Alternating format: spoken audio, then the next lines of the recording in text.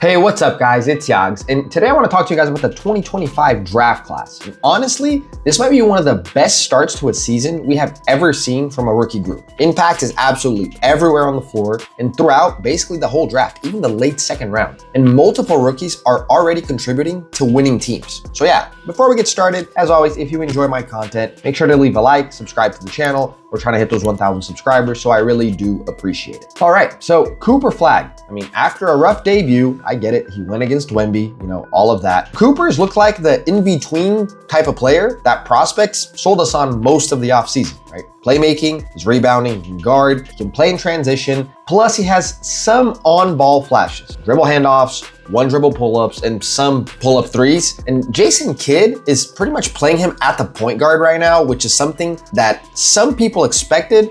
He did this before with Giannis when Giannis came into the league, but the baseline is high energy in a winning style for Coop. And I think age context matter in this situation, right? He is not even 19 years old. He is the youngest player in the league. He's only 18. And after reclassifying, he arrived 1 year early to both college and the NBA. So for his age and what he's being asked to do, the production is almost unprecedented. And yeah, like I said, the roster situation is kind of iffy, right? They are shorthanded at the point guard position. At least that's what Jason Kidd says, although they did go out and get D'Angelo Russell. They have Brandon Williams. So I don't know, maybe he just wants to test Coop, to the max. But other guards have been used sparingly. And a lot of lineups are just Flagg running the show and then just a bunch of bigs. And you get better defense and rebounding with this, but a lot less space and few playmakers around him. And that's a tougher context, I think, for a rookie who's still developing especially the on-ball creation, and asking him to do that is going to be tough. We know that Anthony Davis went out with a little injury. I don't know how long he's gonna be out, hopefully not long by the time this video comes out. But yeah, at the moment, there are turnovers that are tied to the whole context of how the team is playing and his actual age.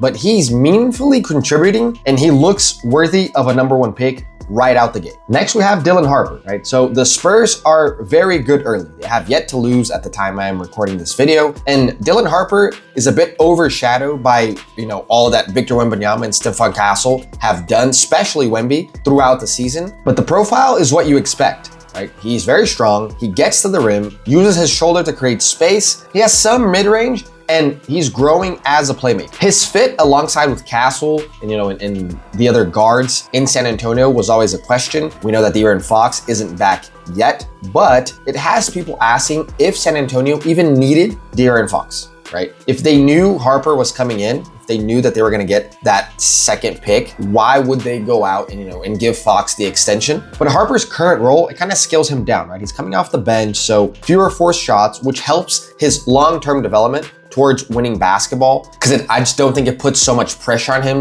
to be a stud player right out the gate. But for the Spurs, the foundation, it looks good, right? You have Wemby, you have Harper, you have Stephon Castle. The Spurs might be looking to shop De'Aaron Fox, because I just don't know if they're going to need, 3 guards that basically do almost the same thing. So by February, we need to keep a lookout, if they're gonna make a move and bring in someone else, especially if the Spurs are, right up there as being one of the top seeds in the West. Our next guy is VJ Edgecombe. I think he's the one rookie, that everyone's kind of raving about. He came out of the gate flying, right? So a lot of people saw Ace Bailey as the consensus #3 pick, but Philly chose VJ Edgecombe, right? I know that Bailey had, a bunch of things going on during the draft process, but I think Philly did really like Edgecombe, what he did at the combine and just his game and how he would be the connecting piece for that 76ers team. And so far, what we've seen from him is that he is an elite athlete, which I think we all knew that, but he's hitting his jumpers, right? Which is, I think, something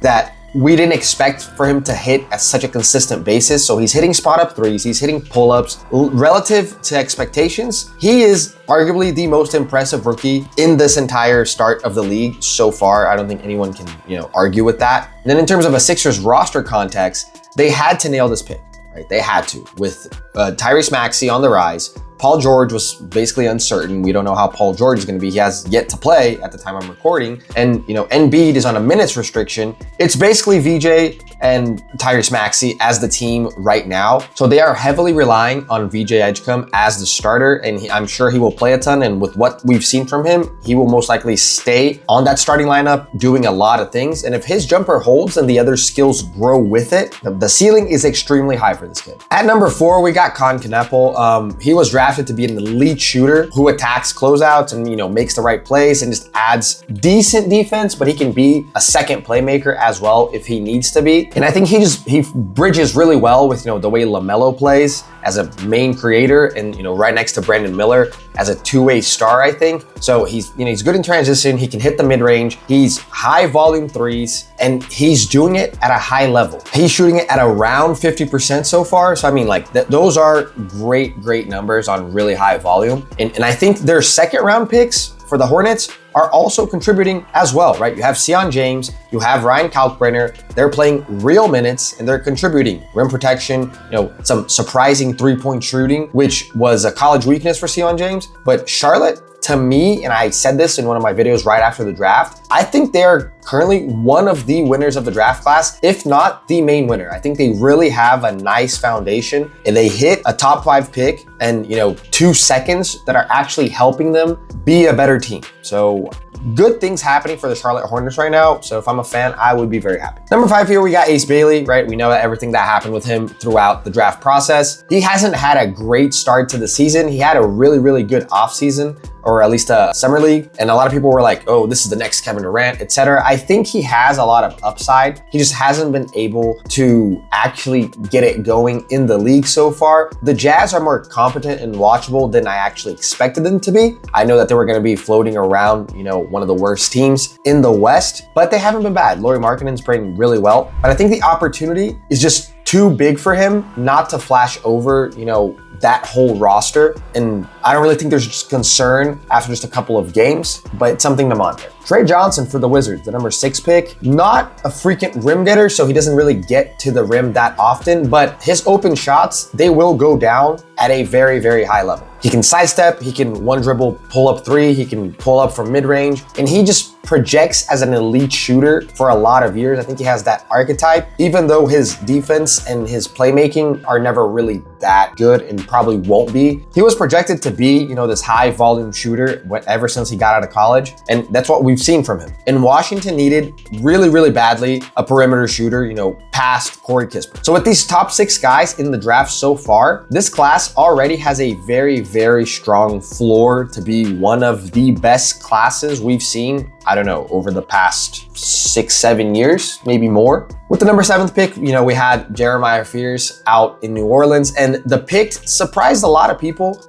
Some people called it a reach for a smaller, skinnier guard who basically can't play defense. But on court, he looks really good offensive, right? A playmaking guard who gets to his spots. He might never be, an all NBA type of player, but he is projecting to be a really good guard. I know the Pelican situation, it's kind of sad at the moment because they just can't win games and they have no first round picks next year, but I think he will be a good player. And they also have Derek Queen, which I think that he will need to grow a little bit, but if he can grow, these 2 guys will be critical for the Pelicans having, a somewhat decent year and not missing out on potentially 2 top 5 picks. And the last guy I want to touch on, more in depth is Cedric Howard for the Grizzlies. He was the number 11 pick, and his story is really cool. He almost transferred to Duke, and he later rose in the draft. He was kind of out of that top 15, and then he just, as we got closer to the draft, he kind of just rose on everybody's board, and it feels like he hasn't missed a shot. I mean, he's looked unbelievable. The guy is shooting lights out from 3. And in terms of the fit, I mean, this is the type of player that the Memphis Grizzlies have been chasing for, which seems like ever, right? He's a 2-way wing, he can play defense, he can apparently shoot lights out, and I think Howard brings spacing, transition, and just really good athleticism, and he can get to the rim, right, as well. He's not just, a shooter, a 3-point shooter. Everything seems like it's there. And I feel like it was a transitional offseason for the Memphis Grizzlies, right? They had Desmond Bane that got traded to the Orlando Magic. They brought in Ty Jerome to be kind of the backup point guard, and we know that he's always hurt. Jaren Jackson was dealing with a lot of injuries. He's back as well. And in that setting, he's been the most impressive rookie, I think, in terms of where he got drafted out of everybody in this class so far, and I can definitely see him being a big player for the Memphis Grizzlies going forward. And just on a quick side note, for a couple of players, we have Azanul. He's doing really well with the Hawks. He was number 23 pick, an energetic athlete. He hits open threes, and I think Atlanta had interest as drafting him, with the 13th pick as well, but they just ended up trading down and still getting the guy that they wanted at 23. So he's been doing really good. But yeah, guys, I mean, this class has looked insane, right? The top half of the class looks really good, and there's a lot of depth. Like I said, a bunch of second rounders that are doing well, and they are already projecting to be, at least from what we've seen in these first couple of games, one of the best draft classes that we've seen over the past, 10 years. So yeah, let me know down in the comments what you guys are thinking of this draft class so far. Who's your favorite player? Who you guys think will be a bust? Drop it down in the comments. As always, leave a like, subscribe to the channel, and I'll catch you guys on the next one. Peace.